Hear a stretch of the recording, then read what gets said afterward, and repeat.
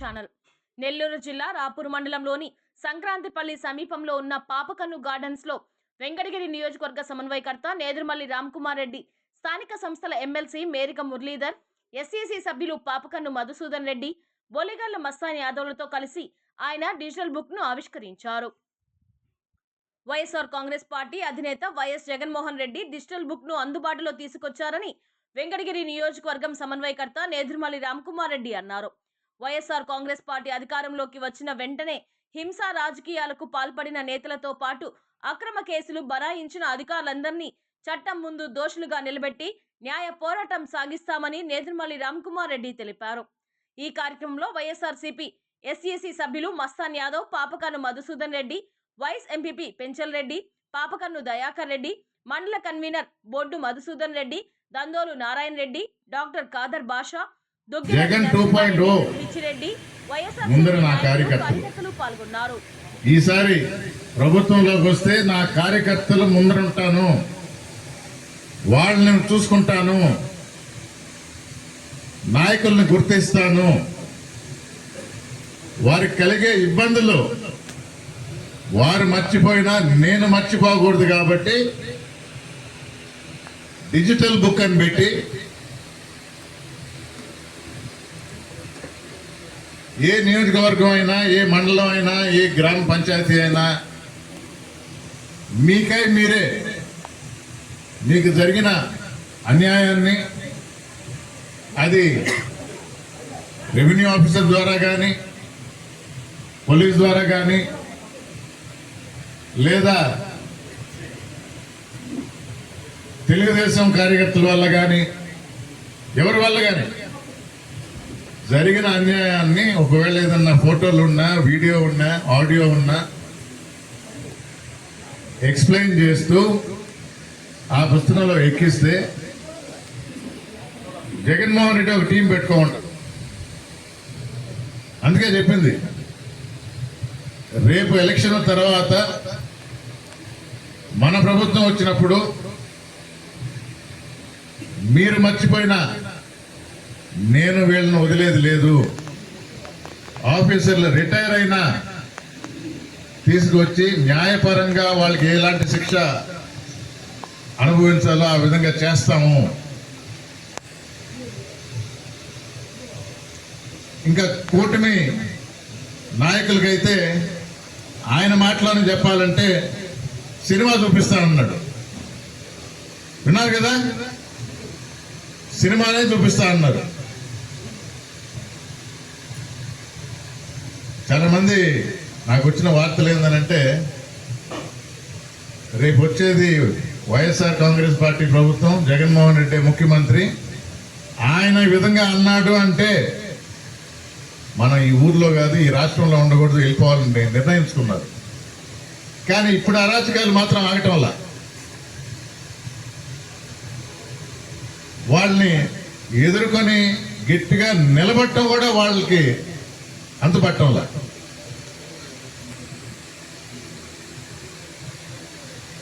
Liquor case అన్నారు, మద్యం mafia అన్నారు, మిథున్ రెడ్డి గారిని జైల్లో వేశారు. దీనిలో సంబంధం ఉందని ధనంజయ రెడ్డి గారిని జైల్లో వేశారు, కృష్ణమోహన్ రెడ్డి గారిని జైల్లో వేశారు. 70, 80 రోజులు, 100 రోజులు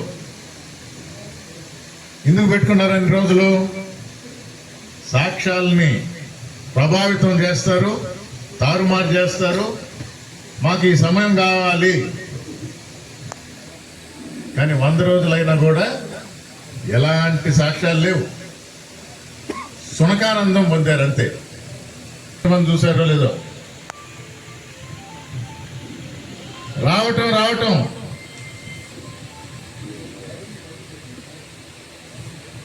జగన్ గారు గవర్నమెంట్ పరం చేశారు షాపులన్నీ. ఆలోచన చంద్రబాబు నాయుడు గారికి మనం ప్రజల్లోకి వెళ్ళి చెప్పాల్సిన పరిస్థితి ఇప్పటికీ అర్థమైపోయింది. అర్థం చేసుకునే మనస్తత్వంలో ఉన్నారు కాబట్టి మనం వాళ్ళతో మాట్లాడి ప్రతి విషయం కూడా మాట్లాడి మరి జగన్మోహన్ రెడ్డి గారు పెద్దలు చెప్పినట్టుగా ఈరోజు పార్టీని గమనించారు. కార్యకర్తల శ్రమ వల్ల మనం దెబ్బతిన్నామనే ఆలోచనతో కార్యకర్తలకు పెద్ద పీట వేయాలని చెప్పి ఒక మంచి ఆలోచనతో మరి ఆయన ముందుకు అడుగులు వేస్తున్నారని కూడా ఈ సందర్భంగా తెలియజేస్తున్నాం. ఈరోజు డిజిటల్ బుక్ మనందరికీ వైఎస్ఆర్ కాంగ్రెస్ పార్టీలో ఉన్నటువంటి కార్యకర్తలకు నాయకులకు ఇది ఒక శ్రీరామ రక్షణ ఈ సందర్భంగా నేను మనవి చేసుకుంటున్నాను. చిన్న విషయంగా ఒక బృహత్కరమైనటువంటి ఆలోచన.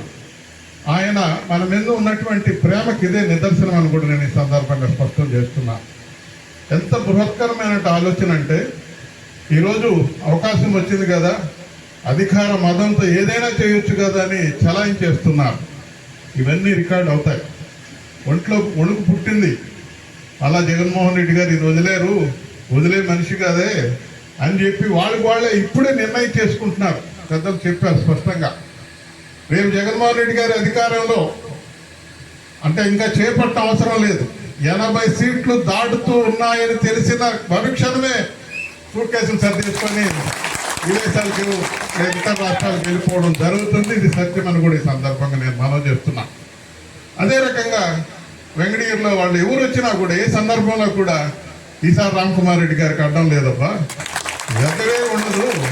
ఎందుకంటే వేరే చేసేస్తున్నారు. ఇక్కడ అనిగా నిజాయితీ కనబడుతుంది. అక్కడ చూస్తే ఇంక చెప్పనవసరం లేదు. సాయంత్రం అయితే కౌంటర్ స్టార్ట్ చేసేసి రకరకాలు చేస్తున్నారు. ఇప్పుడు బాగా అర్థమైపోయింది జనాలకి. మోసాలను అయితే ఇంకా నమ్మరు. జీవితంలో చంద్రబాబు నాయుడు గారు అనే అతని మనిషిని ఇంక ఎవరు కూడా నమ్మరు అని చెప్పి స్పష్టం చేసేస్తున్నారు. అంటే ఒక మంచి వాతావరణం. అట్లానే మనం దెబ్బతిన్నాం. మనం జాగ్రత్తగా ఉండాలి.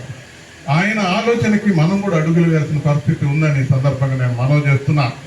మనస్ఫూర్తిగా మాట్లాడాలనే ఆలోచన నా సొంత గడ్డకు వస్తానే నాకు తృప్తి అనిపిస్తుంది, ఆనందం అనిపిస్తుంది, బాధ్యత అనిపిస్తుంది అని కూడా నేను మనవి చేస్తున్నాను. జగన్మోహన్ రెడ్డి గారు అడుగులు వేస్తున్నారు. ఈరోజు కార్యకర్తలు ప్రతి గ్రామంలో కూడా ఒక గొప్పగా ఉండాలనే ఆలోచన, ఒక మంచి వాతావరణంలో రావాలి అనే ఆలోచన. అందుకే మన కాన్స్టిట్యున్సీలో ఎవరైతే నిజమైన మన ప్రీతం నాయకులు రామ్కుమార్ రెడ్డికి మరి ఆయన అడుగులో అడుగేస్తూ వేరే ఆలోచన లేకుండా పార్టీ కోసం జగన్మోహన్ రెడ్డి కోసం పనిచేస్తారో అట్లాంటి ముఖ్యమైన వ్యక్తుల్ని ఆయన ఎంపిక చేయడంలోనే ఆయన మనస్తత్వం ఏందో అర్థమవుతుందని కూడా ఈ సందర్భంగా నేను మనవి చేస్తున్నా. నేను అందుకే మదన్ను కూడా పెద్ద బాధ్యత ఇచ్చారు. మదన్న చిన్న బాధ్యత ఇచ్చినా మీరు గొప్పగా చేసే మనస్తత్వం మీది. ఈరోజు చాలా పెద్ద మంచి గౌరవం ఇచ్చారు జగన్మోహన్ రెడ్డి గారు. ఎగ్జిక్యూటివ్ కౌన్సిల్ అంటే ఎగ్జిక్యూషన్లో నెంబర్ 1గా ఉండాల్సినటువంటి పరిస్థితి. కాబట్టి మీ అందరికీ జగన్మోహన్ రెడ్డి గారి ఆలోచనలు మనం కనిపెట్టి ఆ రకమైన వాతావరణంలో మన మండలం తీసుకెళ్లాలా. మండలమే కాదు, సైదాపురం మండలం, బంధూరికంగా లక్కీల మండలం కానీ అంతా కూడా మిగతా వాళ్ళతో పోలిస్తే మన కుటుంబానికి మనకు ఎక్కువ బాధ్యత ఉంది. కాబట్టి మనం ముందుకు వెళ్ళాలని కూడా నేను ఆ కుటుంబంలో ఆరాధించే వ్యక్తిగా నేను వాళ్ళకి విజ్ఞప్తి చేస్తున్నాను, మనవి చేసుకుంటున్నాను. అంత గొప్పగా తను దాన్ని పరిశీలించి ఒక అడ్మినిస్ట్రేషన్ యాక్టివిటీని బాగా చేయగలుగుతారు. ఇకపోతే ఇప్పుడు గురువింద తెలుసు కదా అందరికీ, దాని కింద ఉండే నలుపు చూసుకోకుండా ఎరుపును చూసుకున్న బలుపుతో ఈరోజు ఎర్ర పుస్తకం రాజ్యాంగం నడుస్తుంది. సో ఈ ఎర్ర పుస్తక రాజ్యాంగం మాయమాటలు చెప్పి మోసం చేసి విష ప్రచారంతో అధికారంలోకి వచ్చారు. ఆ ప్రచారంలో నేను కూడా కొంతవరకు ఉంది.